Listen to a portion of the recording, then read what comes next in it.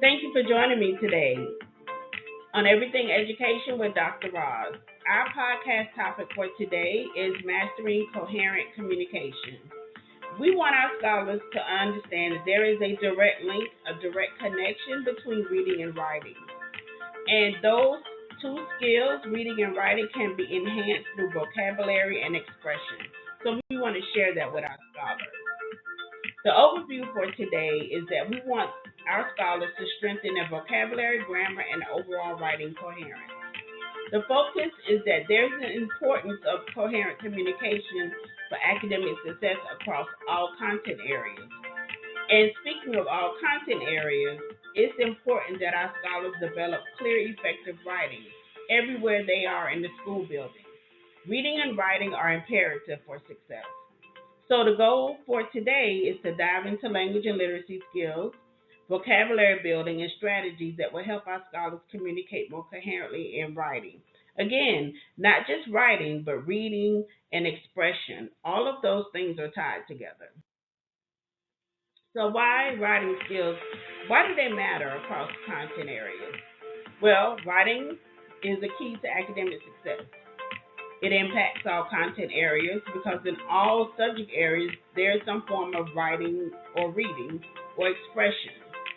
Coherent writing, it allows for a better performance on assessment.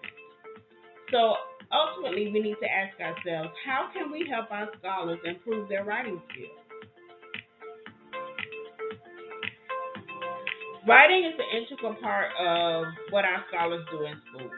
So, they answer math problems, they write a science report, or they explain a historical event. There will be writing. So their ability to write clearly impacts their ability to communicate their understanding. So writing coherently means logically organized thoughts, that they should have clear explanations and the effective use of vocabulary and grammar and sentence structure. Again, a lot of those skills were taught in primary grades. However, they always can be built in to whatever the scholars are learning or the tasks that are assigned in the classroom. So we need to understand the relationship between language and writing. It's imperative that our scholars understand what is literacy. It's basically the ability to read and write effectively. Literacy encompasses both reading and writing skills, and scholars must be proficient in both to be successful. Language skills such as phonics, grammar, and syntax and sentence structure are key building blocks for effective writing. Again, those types of skills are primarily taught in primary school, elementary school. So there is a language gap between vocabulary and grammar difficulty, which hinders the writing. So a well-structured sentence is the backbone of clear writing. Organizing ideas logically, using proper pronunciation, and applying transition words will help make writing more cohesive and easy to follow. So our scholars with limited vocabulary or grammar knowledge, they struggle to communicate their thoughts clearly in writing. So that's why it's important to have this relationship to exist between language and writing, again, across the school building in every subject. So, why vocabulary is crucial to writing? Well, rich vocabulary enhances expression, written expression, verbal expression, body language expression, confidence in public speaking. All of those things are enhanced with vocabulary, rich vocabulary. Vocabulary knowledge improves writing fluency and argumentation.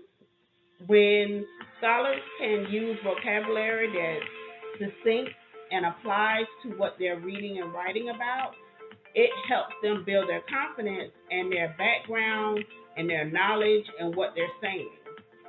So research shows that there's a connection between vocabulary and assessment performance. So one of the most powerful tools to improving scholars' writing is expanding their vocabulary. This allows them to express their ideas clearly and fluently. So well-developed vocabulary not only helps our scholars explain concepts, but also strengthens their arguments and the coherence of their writing. So vocabulary gives more persuasive arguments and clear explanations.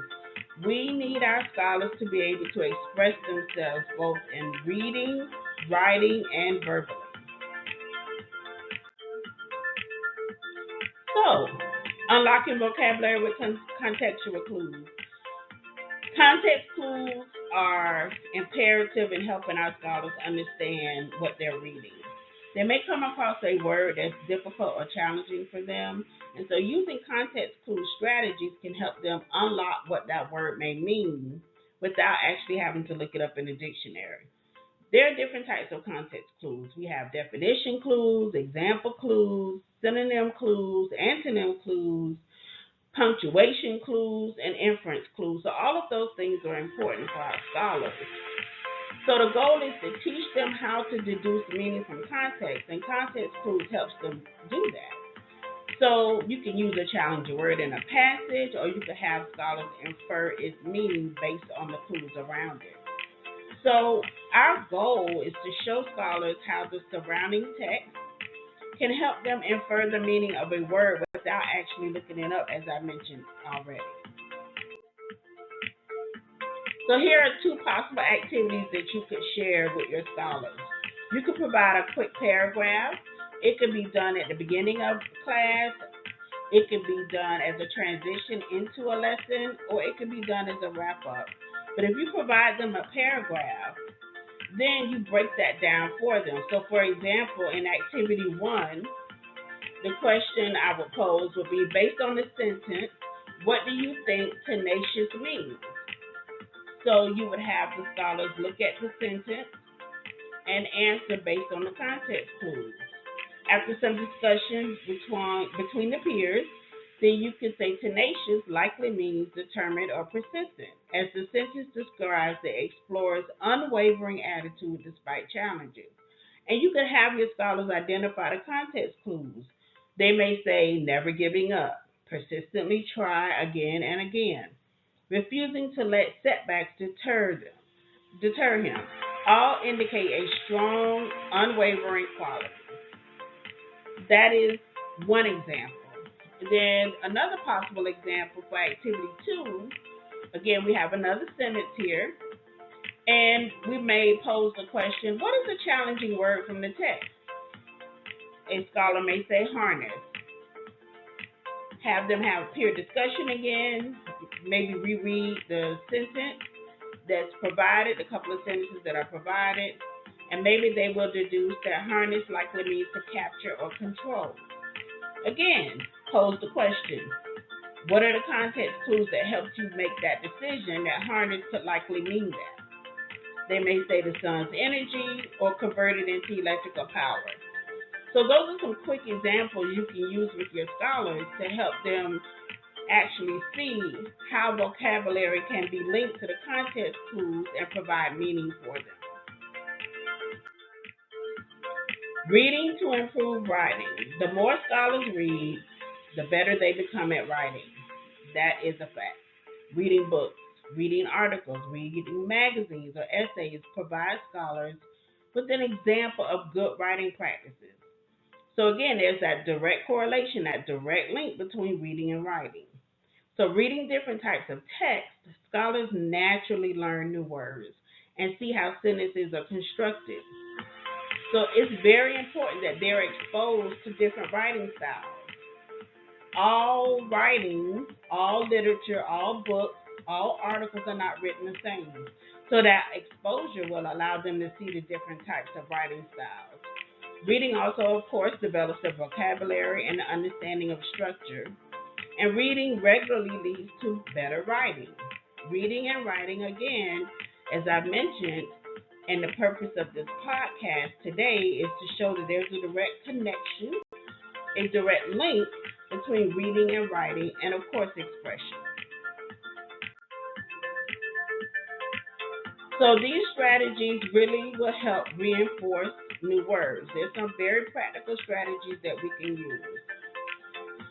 We can integrate vocabulary instruction, again, as I mentioned, across all subjects. So I would say in every classroom at the school building, vocabulary should be integrated. word walls, vocabulary journals, and peer discussion. All of those things can help. The word walls are visual clues where scholars can add to the word wall. Writing journals, they are fantastic.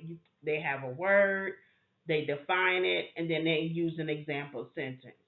So vocabulary journals are great to use, especially if they're reading a particular type of text. And then peer discussion. You can never go wrong with getting our scholars to talk and share with each other. They sharing ideas, they're sharing thoughts. And then, of course, formative assessment.